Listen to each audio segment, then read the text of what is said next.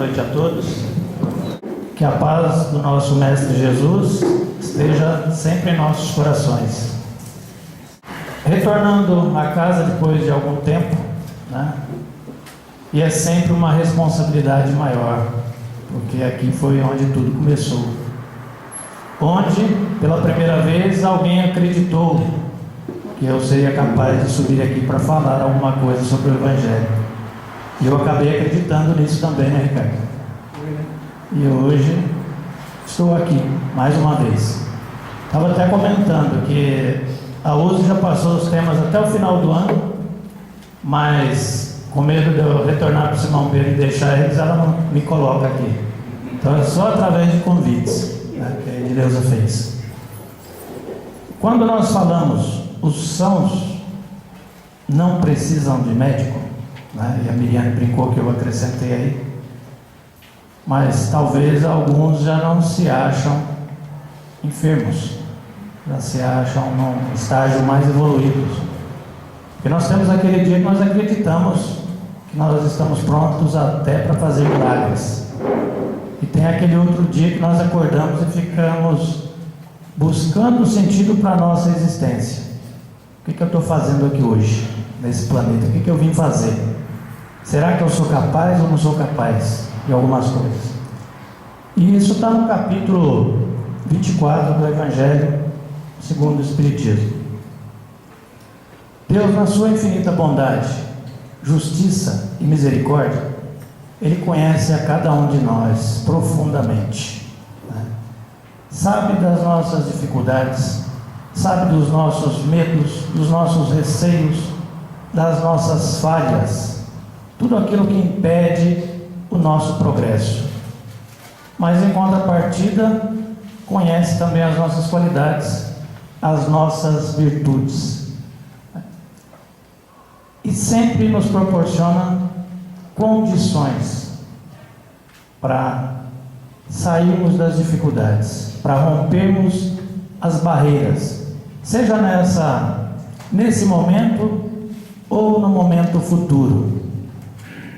Não cai um fio de cabelo da nossa cabeça sem que Ele permita. E sabedor dessas dificuldades, além de nos proporcionar esse auxílio, o que Ele fez? Nos enviou nosso Mestre amado Jesus, o governador desse planeta, né? Para que exemplificasse na prática tudo aquilo que nós temos que aprender, para que a gente aprenda a pedir pelo socorro, aprenda a nos tornarmos receptivos para esse socorro. E Jesus foi nascer onde? Exatamente em meio a um povo rude, descrente, receptivo e doente, que eram os judeus, porque ali estava a maior dificuldade. E esse povo fez o quê? Acabou levando a cruz, matando, né, Jesus. Quando anunciava a chegada desse Messias, o que esse povo esperava? Na visão que ainda temos até hoje, visão materialista, esperava a vinda de um Salvador diferente, alguém que se comportasse como um rei, né?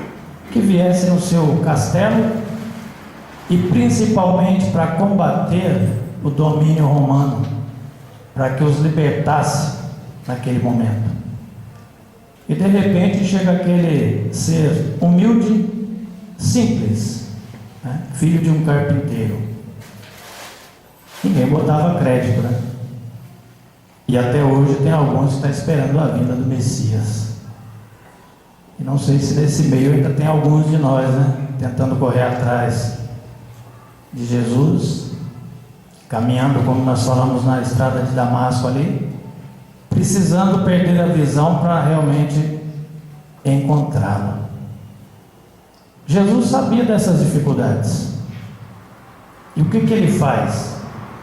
Começa a falar através das parábolas, que são pequenas histórias, utilizadas ali nos povoados, nos vilarejos, para que se fizesse melhor entendido, para que compreendessem qual era o seu papel e a sua missão. E mesmo utilizando desses recursos, às vezes não era compreendido.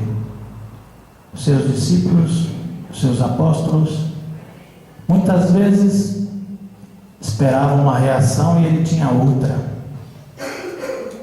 porque ele trabalhava trazendo a mensagem do amor.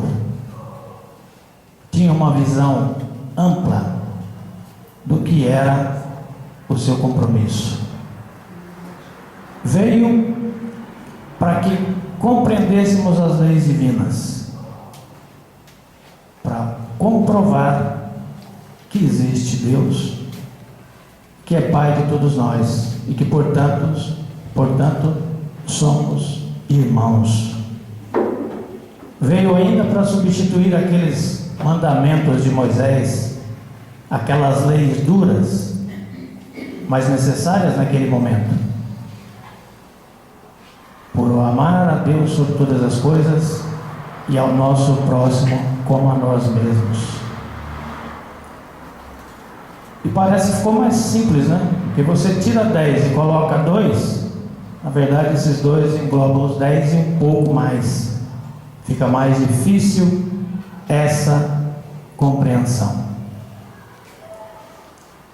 Até mesmo Maria, que caminhava ao seu lado, às vezes não entendia nem o que ele falava, quanto mais o que ele pensava. Tamanho era a sua visão. E as pessoas que acompanhavam tinham aquela visão pequena, distorcida, que ainda hoje muitas vezes temos. Depende dos nossos momentos. E Jesus disse o seguinte: há muitas moradas na casa do meu Pai, meu reino não é deste mundo.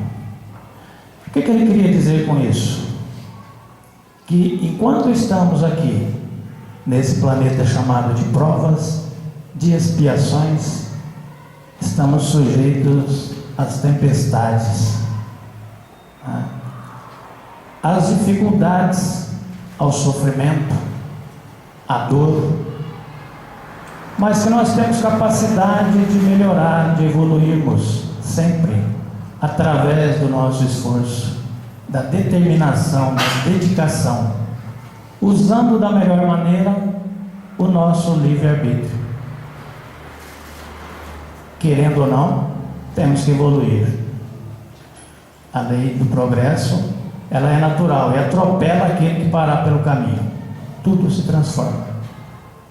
Nada morre e volta para o nada. Então, por isso que a gente tem que trabalhar isso todos os dias. E ele falou mais, que se tivéssemos fé no tamanho do grão de mostarda, faríamos o que ele fez e muito mais. E o que ele fez?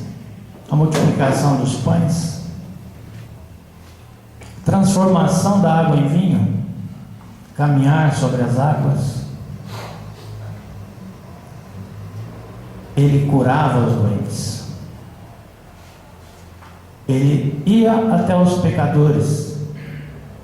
Condenava sempre o erro, o pecado, mas jamais os pecadores. Todas as ovelhas a mim confiadas, nenhuma será perdida. Cuidava de todo o rebanho. E as pessoas que o acompanhavam, uns acreditavam, outros não. Alguns que viviam à margem da sociedade, se sentindo injustiçados, enfermos de todas as maneiras. E aquilo que ele queria fazer não era curar só o corpo físico, ele queria curar também o espírito. E muitas vezes terminava de auxiliar, passado pouco tempo a pessoa estava enferma de novo, porque ela não conseguia fazer a transformação. E assim somos nós nos dias de hoje. Alguns, como eu disse no início, podem dizer: bom, eu já me acho um pouco melhor. E aí a gente começa a nos questionar: eu já consigo me colocar no lugar do meu próximo?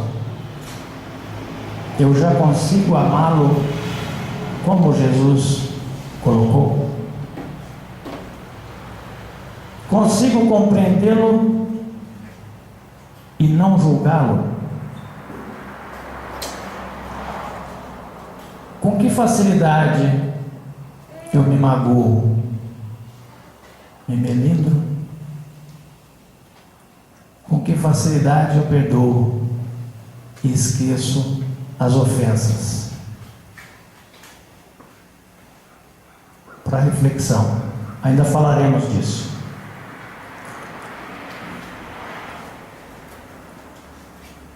Às vezes a gente acredita que o grande mal que assola a humanidade é a falta de dinheiro, né? Mas na verdade é a falta de conhecimento das coisas de Deus. Muitas vezes, ou alguns, agem como se não precisasse dele, através do teu orgulho. Esquece que precisa alimentar o espírito, assim como alimenta o seu corpo físico. Jesus estava passando pela alfândega e viu um homem chamado Mateus e disse-lhe: segue-me. E ele, levantando, o seguiu. E aconteceu, estando ele em casa sentado à mesa, chegaram os publicanos e pecadores e sentaram-se juntamente com Jesus e seus discípulos. E os fariseus, vendo isso, disseram aos seus discípulos: por que come o vosso mestre com os publicanos e pecadores? Jesus, porém, ouvindo, disse-lhes: não necessitam de médico os sãos, mas sim os doentes. Ide, porém, e aprendei o que significa: misericórdia quero, e não sacrifício, porque eu não vim chamar os justos, mas os pecadores ao arrependimento. Então aqui nós vemos a modéstia e a humildade de Jesus para sentar com esses pecadores, para sentar com esses cobradores de impostos, né? Quando ele fala aqui dos publicanos, nós sabemos que eram aqueles que cobravam os impostos para os romanos, que era a profissão de Mateus, citado aqui no texto. Normalmente eram judeus, por isso considerados impuros ou malditos. E os fariseus, quem que eram? A classe religiosa dominante na época, também vista como inimiga de Jesus, porque apesar de falarem de Deus, não seguiam os seus ensinamentos. E Jesus demonstra aqui que ele veio ao mundo para quê? Para servir, para atender os enfermos, corpo e espírito, né? E hoje, se nós estamos ainda nesse planeta, é porque perfeitos ainda somos. Lutamos contra as nossas tendências, contra aquilo que carregamos por séculos e séculos de existência, procurando melhorar a cada dia, fazendo hoje um pouquinho melhor do que fizemos ontem, e amanhã um pouquinho melhor do que fizemos hoje. E às vezes nos adoecemos sem perceber. Às vezes estamos doentes fisicamente, mais fácil de perceber, né? Sempre dá algum sinal. Outras vezes enxergamos a doença no nosso irmão e não enxergamos em nós. Muitas vezes disfarçamos. Se chega ajuda, não, eu não preciso, eu estou bem. Mas repreendemos o outro que ele deve procurar ajuda. Trabalhamos de forma difícil com os sentimentos. Muitas vezes guardamos rancores, angústia, tristeza, raiva. Apesar de Jesus tentar modificar esses ensinamentos dentro de cada um de nós, ainda achamos mais viável a lei mosaica, né? O olho por olho, dente por dente. Você ficar acreditando na tua justiça, que é diferente da justiça divina, porque nós queremos o retorno imediato, é mais fácil. Quando você coloca nas mãos de Deus e esquece a ofensa, significa que você já está se curando daquela doença. Mas normalmente o que a gente espera? Que o outro pague, que o outro passe pelas mesmas dificuldades que nós. Muitas vezes julgamos de forma errada. Olhamos para a pessoa, ela não quer nada, ela está com preguiça, tem isso ou tem aquilo, mas não nos colocamos no lugar dela. Não imaginamos que seja um doente precisando de medicamento. E é isso que Jesus fazia de diferente. Ele olhava a cada um como irmãos, como filhos de Deus. Mas muitas vezes nós não conseguimos ainda olhar. O que nos enche os olhos é a aparência, é a beleza física. E nós julgamos pelo que nós vemos. Às vezes sofremos, adoecemos por coisas que sequer aconteceram, coisas que não irão acontecer. Trabalhamos o lado negativo, despertamos, deixamos que nos influenciem, sejam encarnados ou desencarnados, e acabamos da mesma maneira influenciando. Se o espírito adoece, o corpo físico adoece. O corpo físico adoece, o espírito também vai adoecer, porque a gente não consegue esse equilíbrio. E quando nós temos uma situação, que são chamadas ainda as perdas, perda de um ente querido, perda de um amor, de um emprego, como é que a gente lida com isso? A primeira coisa que nós pensamos é: por que comigo? Podia ser com qualquer outro, né? Mas eu podia ter sido poupado disso. Estou no Simão Pedro toda quarta-feira, fazendo a minha parte, contribuindo naquilo que eu posso, e me aparece isso. E ali no Evangelho o que tem é o seguinte, né? Bem sofrer e mal sofrer, porque ainda não sabemos sofrer. Muitas vezes nos revoltamos, achamos que Deus é injusto, contraímos as nossas dívidas com as nossas faltas, com os nossos erros cometidos. Às vezes acertamos um lado e cai o outro, né? Sua consciência cobra, você sabe que errou, sabe que vai reparar. E aí é mais fácil dizer: vamos deixar isso lá para frente, vou aproveitar o momento agora, vou aproveitar a minha vida. Ou repara de alguma maneira e logo em seguida contrai uma nova dívida. É como fazer um empréstimo, né? Você acabou de pagar um, já está entrando no outro. Vamos pagando a prestação aos pouquinhos. Só que tem um detalhe: a gente não sabe quando vamos ter que prestar contas de tudo isso, né? Alguém colocou ontem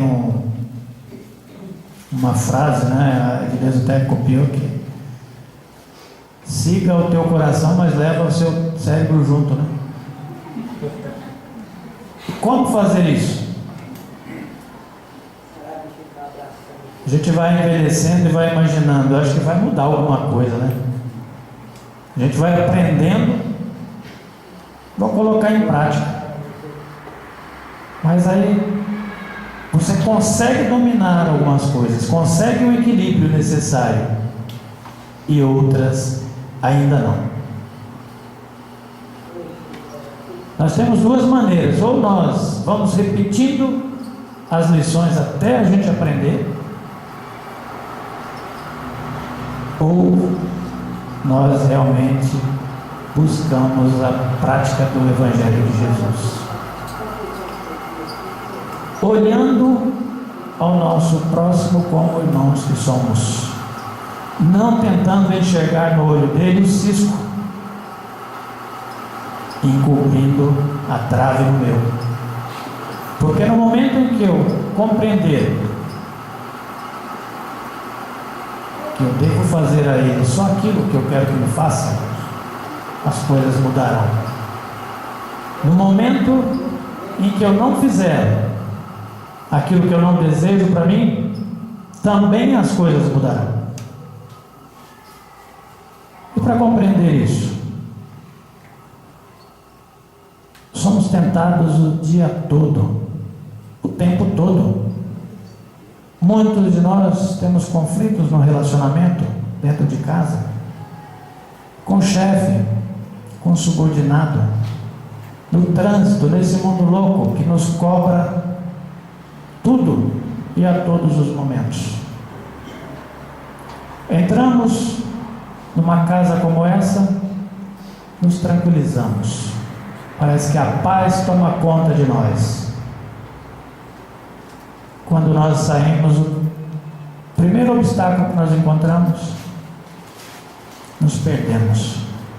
Por quê? Faltou a fé, faltou a determinação para que a gente trabalhe isso. Colocamos a dificuldade maior do que ela é muitas vezes. Esquecemos do amparo e da proteção que nós temos. Quando se faz a oração, que se faz a prece e que pede por todos, nós nos incluímos. Nós pensamos naqueles mais necessitados. E muitas vezes nós imaginamos que o mais necessitado é aquele que menos tem. É aquele que está enfermo em cima de uma cama. E não aquele que está saudável, que a vida agraciou ele com tudo de bom e do melhor. Só que aquele que está enfermo, se ele estiver sabendo conduzir a situação, trabalhando sem revolta, com resignação, com certeza ele já está sendo curado. Ele já está lapidando o teu espírito. E aquele outro que vemos como saudável, talvez esteja apenas fazendo os seus empréstimos, juntando dívidas para pagar lá na frente. E quando Jesus fala de fé, desse grão de mostarda, ele diz o seguinte: que se dissermos para o monte ou para a montanha, passar daqui para lá, ela vai passar. O que ele fala? Quem é essa montanha? Quem é esse monte? São todas as nossas dificuldades, as nossas enfermidades, aquilo que deixamos que sejam colocados sobre nós, ou aquilo que nós mesmos buscamos e colocamos no nosso caminho, muitas vezes sem entender. Porque quando é uma doença física, como eu disse, é mais fácil de entender. Mas quando a doença é na alma, está lá no fundo, cada um sabe o que carrega dentro de si. Tem algumas coisas que nós não contamos nem a nós mesmos. Sofremos calados. E nos esquecemos do socorro. Porque a cada vez que nós lembrarmos que ainda somos enfermos, que que estamos nesse planeta em busca de evolução e de crescimento, mas que somos espíritos diferentes, apesar de sermos eternos. Temos idades diferentes e visões diferentes. Aprenderemos a respeitar mais uns aos outros. Aprenderemos a lição de maneira mais fácil. Estenderemos as mãos sem julgarmos. Não estenderemos as mãos só àqueles que vão nos dar retorno, aqueles que têm condição de nos agradecer. Mas atenderemos aos ingratos, aqueles que julgamos malvados, né? E Jesus, ele diz o seguinte, que Deus não quer a morte do pecador, Ele quer que o pecador viva, mas que tenha tempo de se arrepender dos seus erros, de corrigir os seus erros. E é só através do amor que nós vamos conseguir isso. Não tem outro caminho.